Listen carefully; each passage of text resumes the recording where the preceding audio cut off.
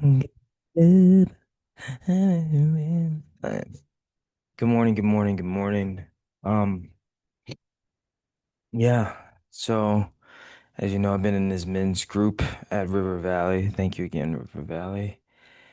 And it has been, like I said, I've done this authentic manhood series before, like a while ago, but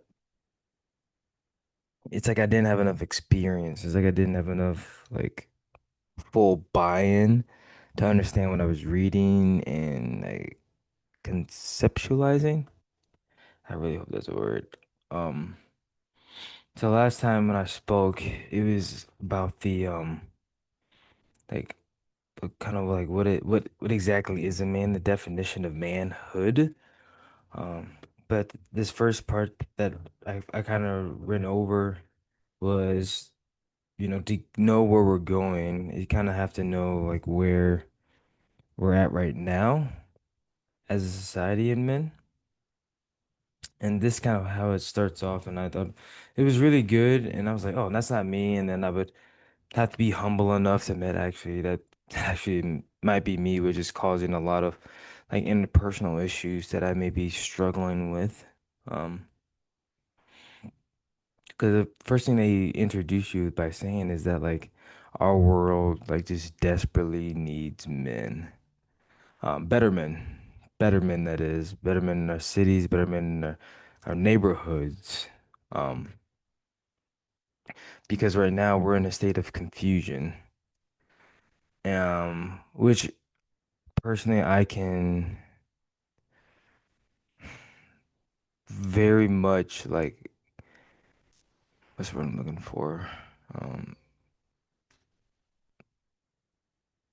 get down with. I can definitely like feel this one be just because like a lot of times like I want a clear path. I want to know what I'm put on this earth to do. Like I'm very driven, very goal-oriented person.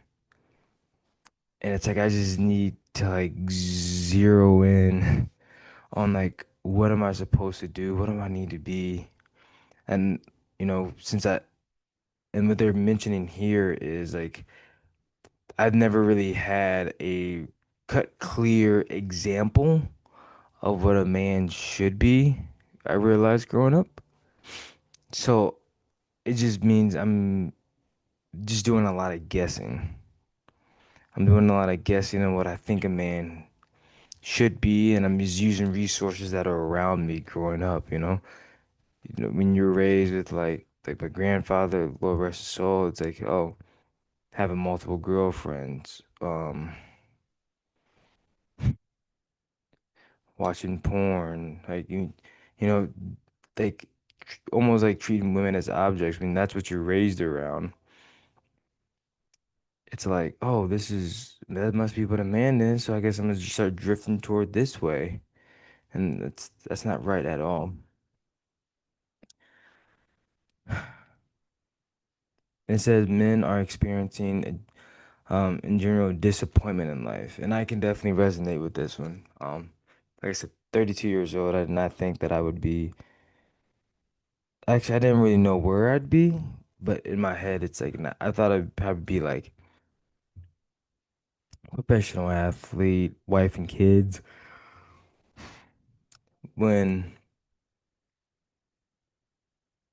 it's like I'm losing that sense of purpose, I'm losing that sense of like duty to like, yeah, I'm ready to be a man. I'm ready to like stand up and do what's right. And it's like I'm so confused and disappointed where everything is at. I'm like, I don't even know what's going on right now.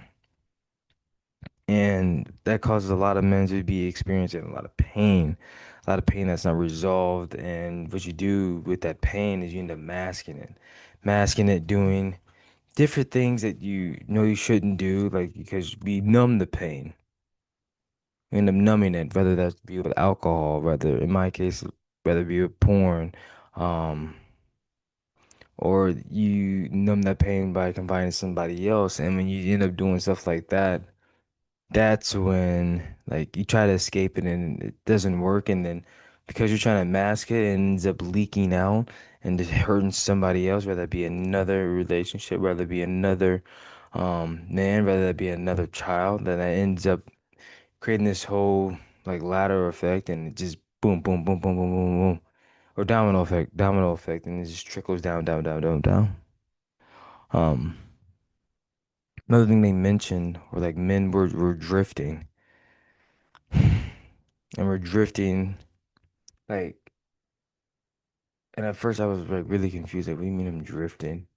But when they explained it, it's like I'm just reacting to life a lot of the time, and I'm just sitting here, just kind of just waiting for something to happen, and it's like, okay, oh, okay, like I'm not really going after something, and I definitely felt that one. I definitely felt that one where it's like, oh, I'm just kind of just, go to work, do this, do that, go to work, do this, do that. You don't, I'm not saying, actually, no, that's a lie because I have felt that before. I have felt like excited. I have felt like a purpose in life when I would get up and when I go to work, it's like, oh, I'm so blessed I get to do this. Like, and for that, I actually did end up changing my master's because when I was really reading this, I was like, I have felt this before, and I'm just too scared. And I have to admit that, like, I was too scared to try again because I was embarrassed that I failed time and time again. But I'm not scared anymore of failing because now I realize, you always hear like, oh, failure is part of the path to success. And I'm like, that's true. And in my head, I just have this saying I've been saying a lot of times. It's like it only has to work once. Like I can fail so many times, but you know, all I need is it to work once. And I think that's what faith kind of comes in. The next topic they brought up was without a compelling vision for manhood, men will settle for less than in life. Um, and what I mean by less than, like a lot of times, like in not just men in general, like all of us, we have like this calling, like, man, I feel like I'm gonna be somebody special. I'm gonna be somebody that like people look up to. I'm gonna be somebody that like makes a difference. But the reality is we end up not doing that. For whatever reason that may be, we end up like checking out. We end up just, well, I guess this is life now. And it goes back to what I was saying, when it's like, oh, I'm just gonna go to work, I'm just gonna do this, I'm just gonna do that, and do that, gonna do that, gonna do that. And then you end up being confused, you end up being disappointed, and yeah, that's not what we're pretty much called to do. But this is the state of we're in right now. Um, and we didn't just get here be out of like any willy-nilliness. No, we got here from certain events in life that almost slowly broke down men in the household, which I never really thought about, honestly. I never really thought about like took all this too seriously. Um, the first thing they brought up was racism. Uh, for me, that was kind of self-explanatory. I didn't really need to like dive too deep in what racism actually is. But then the next thing they brought up was the Industrial Revolution, working in going to work, factories, all this jazz. And I had to think about that. Like, why would revolution or the Industrial Revolution add to the destruction of men and like fathers in the home? But it made sense because like now men are going to work 9 to 5 or whatever 12-hour shifts when it used to be that men were be with their sons and like in the fields and farming and doing stuff together and like Men got to experience hard work and leadership from a young age and just slowly build on that and slowly grow into that. But when you take that man out of that and you put him into a factory, then the boy's raised by his mom. And then what happens with that? When he gets home, he's like, I am too, like, I don't know about you guys, but after a long day of work, I'm too tired to talk. So then what happens is the sons and daughters and the rest of the family, honestly, ends up getting the leftovers of what the man has because he gave everything he has at that time um, to his job in order to provide. So just getting the leftovers, not really being able to add much value to that. Then we have the war years. The war years, when it comes to that, is like once again the men are gone, doing war, protecting us, seeing some things they probably will never be able to explain to anybody, let alone like their families of like maybe what they done to even get back. And during that time, you're gone for who knows how long, being raised by somebody else, and then when you get back, you have so much PTSD, you have so much just like what is going on. You have except you're dealing with it, you haven't been able to cope with because we do end up numbing the pain, turn into alcoholism, turn into porn, turn into anything else except for dealing with the issue at hand, that it ends up destroying us inside out, and then nobody wants to be around you, and then it just trickles down, trickles down, trickles down. And this next one, um, man, it's a little bit not like controversial, but like I can easily see somebody getting offended of how this next one destroyed the manhood crisis. And it's pretty much feminism. And not like feminism is bad. Like I think we were all created equal. Yes. But when you get to the point, and I've like had this discussion with people like that, it kind of, not saying it hurts, but it's just like, okay, then what's like my purpose? And it goes back to like I was saying previously, like what is my purpose if you keep saying like you don't need me, if you keep saying like we're the exact same, like we don't have to be the same and still be the same. Like we can still be treated equal and still have the same value, but be assigned different roles. And so when they're saying is when feminism went from equality to we are the exact same, so we don't need you anymore. That role of like what a man should be, like the protector, the provider, like all this jazz, it's like you start losing a sense of purpose, which ends up being you go numb to it, and without being called to do what you need to do as a man, that leads to this last point, and that's extended adolescence. A man never gets to grow up, which I can definitely relate to a lot because then you're in this phase of like life, most like in your 20s, late 20s, maybe early 30s, where it's like, well, I haven't been called to this responsibility, so you know what I'm gonna do? I'm just gonna act like a kid, and now that I'm older, I get to have more stuff. Like I get trusted with more stuff, but I can still act like I'm still 17. So, I'm gonna take that rental car and I'm gonna drive across town and I'm gonna get messed up, messed up. Just go out and have a ball.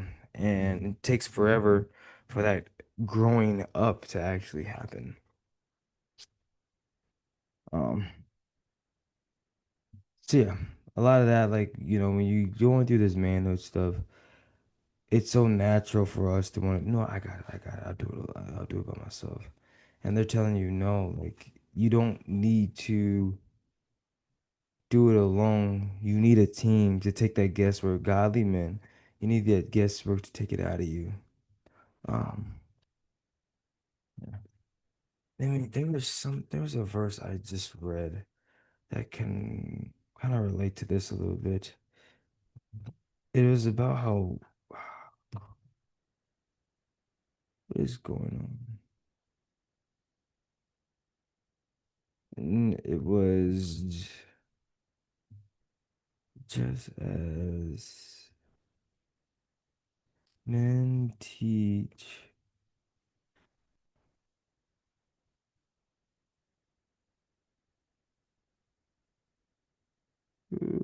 Mhm.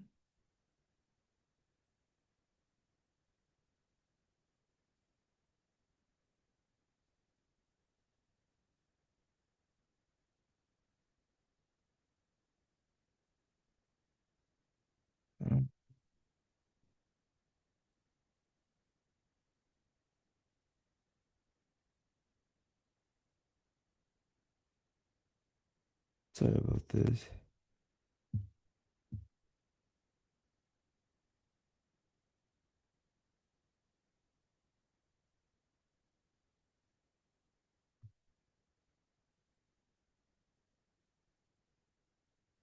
Um, Man, I cannot find it. I just had it. Maybe it's in one of my most recent saved Bible verses. I thought it was really, really good. Um, I'm in 2 Kings lately.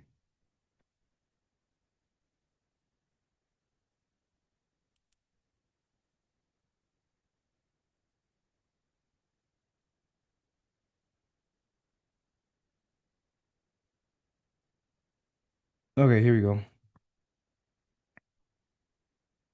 Let me see if I can find it. It's in Titus. Titus is. I, so it's. I'll just read it all. It's Titus 2, 2. I'll just read it all. Titus 2.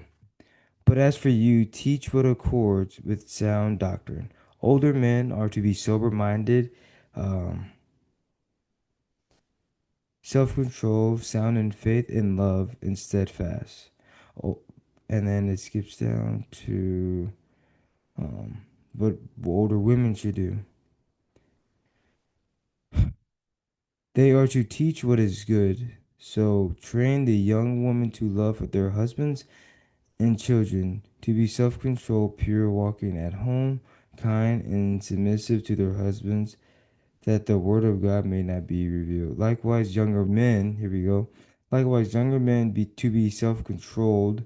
Show yourself all the respect to model. Um, yourself in all respects to be a model of good works. In your teaching, show integrity, dignity, and sound speech. Do not be condemned, so that an opponent may be put to shame, having nothing evil to say about us. And that right there is just telling us to teach the younger generation what we should be doing. That's what it was titled, because I've never even heard of that chapter. Um, but yeah, thank you. I love you. That's what I have so far. Like I said, this is really, really good. This authentic manhood. Um, yeah, I think I would want to try this doing this like once a year, because once a year I get older, once a year I get more experience. But that's all I have for you guys today. Peace.